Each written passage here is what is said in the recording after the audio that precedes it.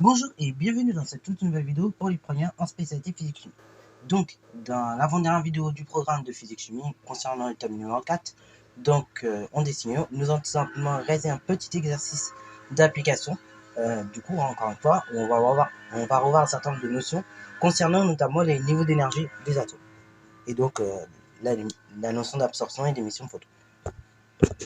Donc, je vous laisse mettre la vidéo en pause afin de bien vous approprier l'énoncé. Ok, voilà. Donc, vous lisez bien l'énoncé et que vous vous appropriez les questions. Et ensuite, on va tout simplement corriger. Sur ce, donc, correction de cet exercice. Donc, exercice très classique, encore une fois, qu'on peut vous donner dans un contrôle où il est question d'un feu d'artifice. Ok, voilà. Parce que oui, pour avoir un feu d'artifice et donc les couleurs qui en découlent, en fait, en réalité, on est obligé de faire exciter des atomes. Ok, qui vont changer, dont les électrons vont changer tout simplement de couche électronique et qui va créer donc de la lumière. Ok, bravo. Et du coup, justement, tout l'objet de cet exercice, ça va être de voir un petit peu quelles sont les couleurs qu'on peut être produites par l'atome de strontium notamment. Donc, comme nous allons pouvoir le voir à la fin de cet exercice. Alors, du coup, première question. Donc, on demande comment nomme-t-on les niveaux d'énergie numérotés donc en 1 et les autres niveaux d'énergie supérieurs. Ensuite, question numéro 2, déterminer en électronvolts les quantas d'énergie transportées par les photons susceptibles d'être émis. Question 3A, en déduire en nanomètres, donc les longueurs d'onde des radiations émises. Et question 3B, donc peut-on attribuer au strontium certaines des couleurs observées sur la photographie, lesquelles? Alors du coup, là pareil, encore une fois, nous allons maintenant encore juste exercice. Si tu veux mettre la vidéo afin de t'entraîner sur une partie de l'exercice, tu peux très bien. Sur ce, donc c'est parti, on clique. Alors question 1, donc comment on nomme du coup les niveaux d'énergie, numérotés 1 puis les autres. Donc pour le numéro 1, il s'agit tout simplement du niveau de l'état fondamental, ok, donc c'est l'état de base, hein, donc celui qui est tout en bas. Et puis, du coup, pour les autres niveaux, tout simplement, qui commence de 2 jusqu'à, et qui s'étire jusqu'à plus infini là-haut, ok, donc pour les autres niveaux, il s'agit tout simplement des niveaux des états excités. Alors bon, je dis jusqu'à plus infini, mais en fait, en réalité, c'est fini, hein. Comme on avait précisé dans le cours, il s'agit d'une valeur entière finie, ok, le nombre de possibilités pour un atome, donc de pouvoir se déplacer d'une couche électronique à une autre, ok. Donc les niveaux d'énergie étant associés à ces déplacements justement d'électrons d'une couche à une autre, et forcément à un moment donné c'est fini ces nombres-là, ok. Donc bon, je dis plus infini, mais c'est par comment dire, c'est par abus de langage, quoi. C'est pour dire que ça va jusqu'en quoi. Alors, donc ça c'est pour la question 1. Ensuite, question 2. Donc, question 2, on demande de déterminer en électrovolts les quantas d'énergie transportées par les photons susceptibles d'être émis. Donc là, pour ce faire, il suffit à chaque fois de déterminer la variation d'énergie entre deux niveaux, ok, les deux niveaux, entre deux niveaux représentés par une flèche, en fait, tout simplement, par les flèches rouges, ok. Donc tout d'abord, on va déterminer la variation d'énergie 1. Donc on cherche tout simplement donc delta E1 de le nommer, et donc tout simplement on va mettre ce qu'on a. Donc on a le niveau d'énergie 1, donc qui est égal à moins 5,695. Donc là on est en électrovolts, je vais oublier de préciser. Là à chaque fois que vous allez avoir un diagramme d'énergie, la plupart des temps, donc les niveaux d'énergie, ils seront indiqués en électrovolts, parce que le joule que l'on utilise habituellement pour l'énergie, en fait c'est trop petit, ok, ça a donné des résultats beaucoup trop petits, et donc du coup c'est pour cela qu'on est en électrovolts, afin d'avoir des résultats un peu plus accessibles, parce que sinon c'est vraiment infini et on n'arrive pas toujours à bien se repérer en jeu. C'est pour ça qu'on est en électrovolts. Alors, et après donc le niveau E5, donc pour l'énergie en 5, donc on nous indique ici qu'elle est de moins 3,005 électrovolts. Or, je me rappelle, donc la variation d'énergie E1, c'est donc l'énergie finale. Donc l'énergie finale, c'est-à-dire E1 du coup, l'énergie vers laquelle on arrive, moins l'énergie de départ. Donc E5. Donc c'est valeur absolue de E1 moins E5. Ce qui veut dire que delta E1 est égal valeur absolue de moins 5,695 moins 3,05. Ce qui veut dire que delta E1 est égal à la chose suivante. Donc là, si on effectue le calcul, vous trouvez 2,690 électronvolts. Alors, on va appliquer exactement la même démarche pour la deuxième, la troisième et la quatrième transition. Donc, deuxième transition, c'est la transition entre E6 et E2. La troisième transition, ce sera entre E6 et E3. Et la quatrième transition, ce sera tout simplement entre E6 et E4. Ok. Donc, on va appliquer exactement la même démarche pour avoir les niveaux d'énergie. Donc là, je vais aller un peu plus vite sur... On va encore en détailler un. Et après, donc, j'irai un peu plus vite. J'écrirai directement les calculs. Donc là, pour la variation d'énergie E2, que j'ai noté E2. Donc, c'est la variation d'énergie, encore une fois, entre E6 et E2. Donc là, pareil, on met ce qu'on a. Donc, on a E6 égale, donc ici, moins 2,094. Donc, on a un électronvolt.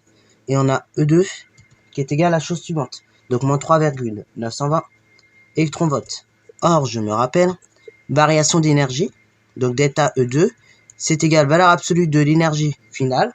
Donc, énergie finale, c'est l'énergie à laquelle on arrive, la pointe de la flèche, donc E2, moins tout simplement, donc ici, E6. Ce qui veut dire que variation d'énergie E2, c'est égal à valeur absolue de moins 3,920,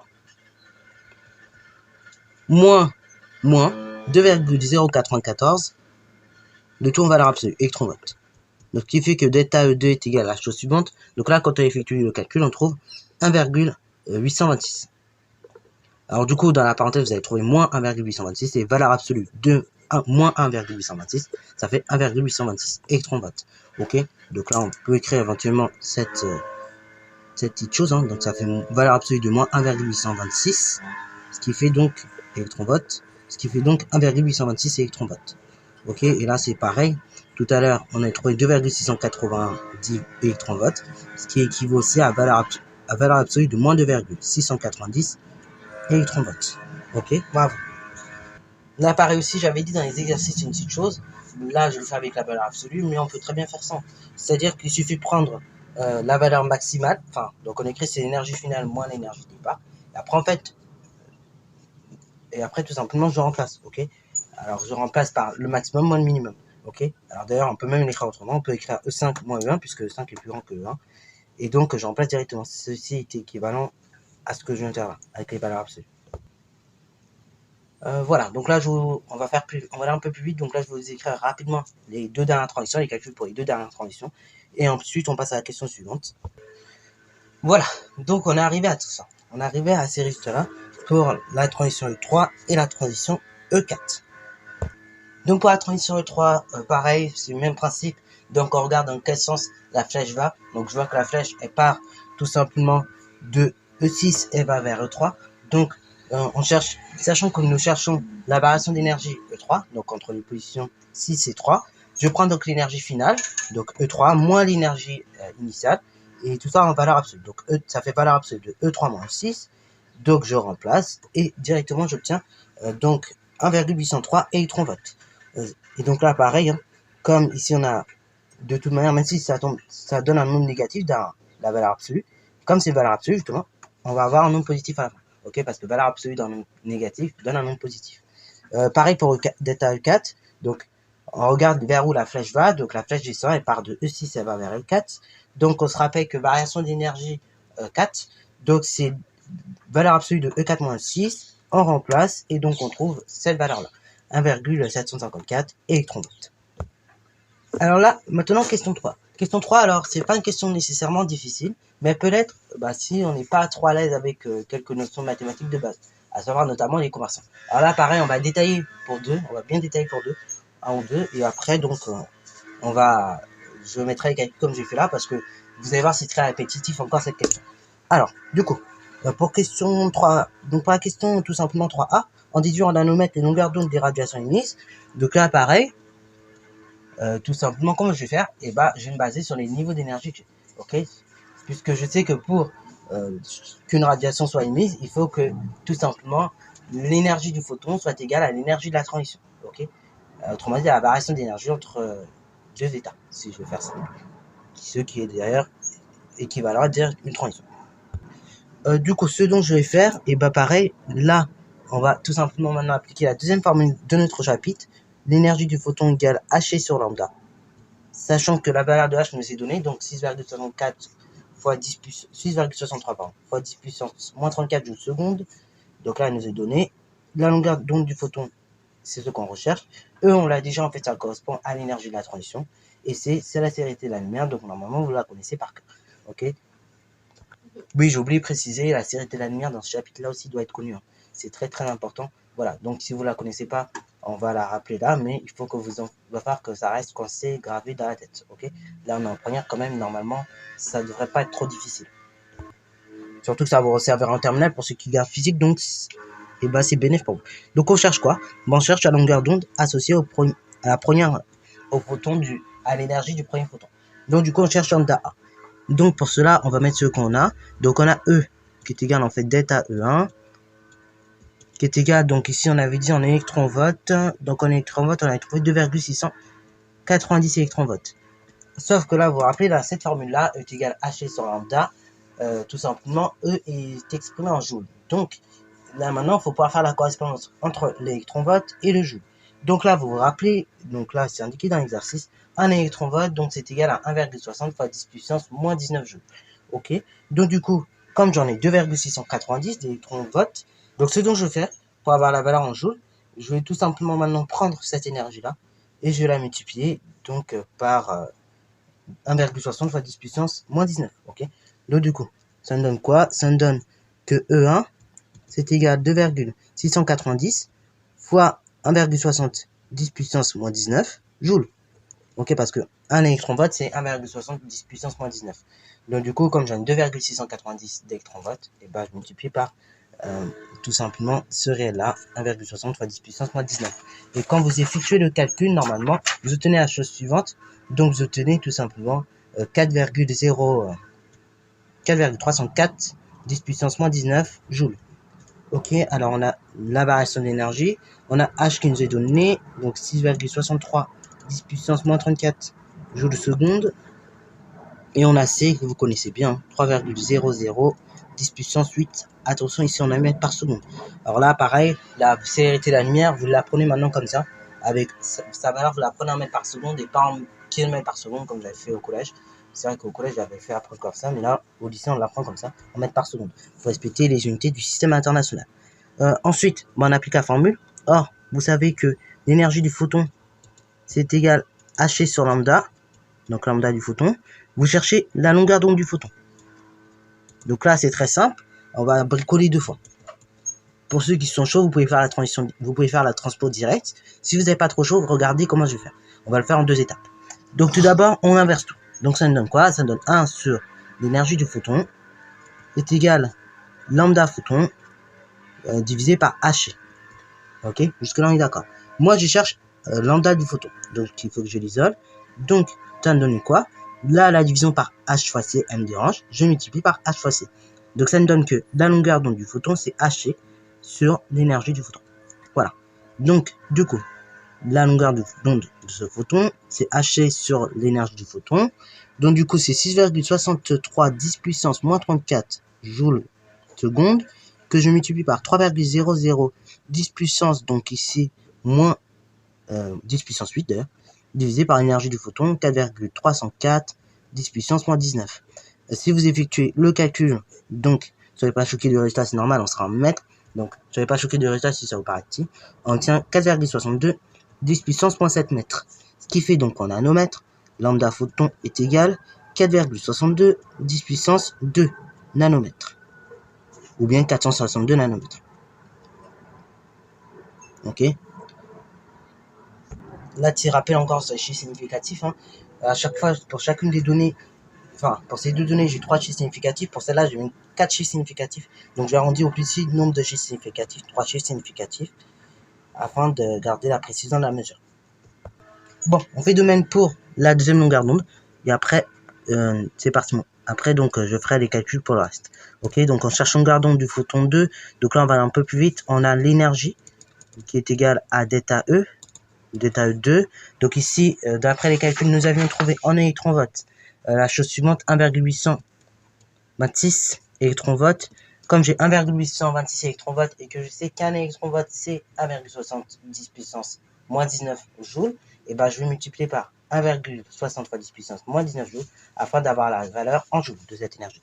Ce qui fera donc 1,826 fois tout simplement 1,60 10 puissance moins 19. Ce qui me fait donc la chose suivante, donc en joulant toujours, Ce qui me fait donc en joule ce coup-ci la chose suivante. Donc on obtient 2,922. De là même, on va arrondir au petit nombre de justificatifs à 3 chiffres. Donc ça fait 2,92 fois 10 puissance moins 19 joules. Maintenant, on effectue le calcul. Or, alors on met les autres données d'ailleurs. On a H égale 6,63 10 puissance moins 34 joules par seconde. Ok, joules seconde. Et on a C, célérité de la lumière, 3,00 10 puissance 8 mètres par seconde. Or, vous rappelez que l'énergie du photon, c'est toujours la même chose. Ça n'a pas changé, hein. C'est H sur lambda. Là, pareil, on va faire la transpose directe. Ça fait que lambda est égal à la chose suivante. Donc, ça fera H sur l'énergie du photon. Ok. Alors là, pareil, c'est ce genre de formule un peu compliqué à transposer. Et bah, enfin, arrêtez. Après, vous allez voir, à force de les transposer, ça va être comme l'habitude. Vous serez habitué et ça deviendra automatique. Vous allez bien les transposer facilement. Ok. Et il n'y aura même plus de questions à se poser. Ok. Bravo. Alors, du coup, lambda photon, c'est égal à la chose suivante. Donc, 6,63 10 puissance moins 34 fois la célérité 3,00 10 puissance 8 sur l'énergie du photon. Donc, ici, 2,92 10 puissance, donc ici, moins 19 joules. Ce qui fait que lambda photon est égal à la chose suivante. Donc, c'est 6,81 10 puissance moins 7 mètres. Et donc, la longueur d'onde de ce photon, c'est tout simplement 681 nanomètres. Ce qui est d'ailleurs égal aussi à 6,81 10 puissance 2 nanomètres. C'est la même chose. Voilà. Alors ça, c'est pour les deux premières longueurs d'onde. Pareil, comme c'est rébarbatif, on va pas faire les deux autres. Je vais juste vous montrer, enfin, je vais les faire tout seul les calculs. Je vous montrerai la démarche effectuée et puis comme ça sera nickel. Donc, voilà pour les résultats. Donc voilà pourquoi je n'ai pas refait faire devant vous parce que bon, vous imaginez que c'est d'écriture quand même, mine de rien. Donc, et puis c'est toujours le même raisonnement. Donc, pareil, toujours la même étape, hein, toujours les mêmes choses pour déterminer le niveau des longueurs d'onde associées aux transitions d'énergie 3 et 4. Donc, en cherchant lambda 3, pour ce faire, il nous faut l'énergie de la transition numéro 3, donc 1,803 donc pour cette transition 3 en électrovolts. On multiplie par 1,70 puissance moins 19, ce qui permet de l'obtenir en joules. Et donc, ça nous donne 2,89 fois 10 puissance moins 19 joules. Ensuite, on a H, toujours la même chose, hein, c'est la constante de Planck. On a C, célérité de la lumière. On applique la formule, est égal à H sur lambda. J'isole lambda, donc je veux trouver lambda photon, donc c'est H sur l'énergie du photon. Je remplace, je trouve 689 nanomètres, qui est avant égal à 6,89 10 puissance moins 7 mètres, ça vous allez obtenir avec la calculatrice. Et après, vous convertissez, vous savez qu'en nanomètres, ça fait 689. Pareil, donc pour le quatrième et dernier cas, pour le quatrième longueur d'onde, donc du coup, on a lambda 4 que l'on recherche. Pour cela, il nous faut l'énergie de la transition, donc qui est égale à delta E4. Donc, ceci est égal à 1,754 électronvolts. Je multiplie par 1,70 puissance moins 19 afin d'obtenir un joule. Donc, on obtient 2,81 10 puissance moins 19 joules. Ensuite, constante de Planck, la célérité de la lumière, je pense que vous connaissez bien. Voilà, on met les données. Je rappelle la formule de l'énergie, ok, l'énergie du photon. Donc, E est égal à H sur lambda. J'extrais donc tout simplement de là la formule pour calculer la longueur d'onde du photon. Donc, la longueur d'onde du photon, c'est H sur l'énergie du photon. Je remplace. Donc, je trouve 7,09 10 puissance moins 7 mètres, qui équivaut à 709 nanomètres. Ou bien, si vous avez encore, si vous voulez bien faire les choses, ça fait 7,09 10 puissance moins 7 multiplié par 10 puissance 9 nanomètres, ce qui fait 7,09 fois 10 puissance 2. Je rappelle, produit des puissances de 10, et bah, il suffit d'additionner les exposants. Ok, 7 plus 9, ça fait donc 2. Ça fait 7,09 fois 10 puissance 2 nanomètres, ce qui fait 709 nanomètres directement. Voilà. Donc du coup, maintenant, troisième étape, donc question B, peut-on alors attribuer au strontium certaines des couleurs observées sur la photographie, lesquelles? Alors du coup, bah là, on va servir tout simplement des longueurs d'onde qu'on a trouvées, parce que c'était ça le but, hein, c'est pour déterminer après les couleurs. Donc, la première longueur d'onde que nous avons trouvée, c'est du 4,62 fois 10 puissance moins 2 nanomètres. Enfin, fois 10 puissance 2 nanomètres. De 462 nanomètres, bah là, on est sur du bleu. Ok, on est le bleu qui était bien évidemment compris entre 446 et 520 nanomètres. Pour la longueur d'onde du deuxième photon, on trouve de 681 nanomètres, ce qui est bien évidemment compris entre 625 et 780. Donc c'est du rouge. Après, pour la longueur d'onde du photon 3, c'est pareil, on trouve du 689 nanomètres, donc on est toujours dans le rouge, entre 625 et 780. Et pour la longueur d'onde donc du troisième photon, nous sommes à 709 nanomètres, ce qui est bien compris encore entre 625 et 780 nanomètres.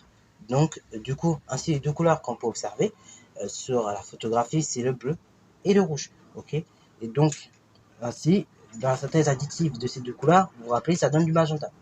Donc, qui est la couleur que l'on peut observer sur la photographie. Donc, le rouge, le magenta et le bleu. Donc, du coup, la longueur d'onde de notre premier photon, c'est du bleu, hein, puisqu'on est compris entre 446 et 520 nanomètres. Pour les longueurs donc, des photons 2, 3 et 4, donc là, du coup, on voit que c'est du rouge, on est compris entre 625 et 780 nanomètres. Donc ainsi, ce sont les deux couleurs qu'on peut observer. Et de plus, on sait aussi que par synthèse additive, donc du rouge et du bleu, on obtient aussi du magenta. Donc du coup, on peut très bien aussi observer du magenta. Voilà, donc c'est sur ces trois couleurs-là que l'on peut observer. Sur ce, donc, c'est la fin de cette vidéo. J'espère qu'elle t'a plu. Si c'est le cas, n'hésite pas à la liker, commenter et bonne à toi en mathématiques et en sciences.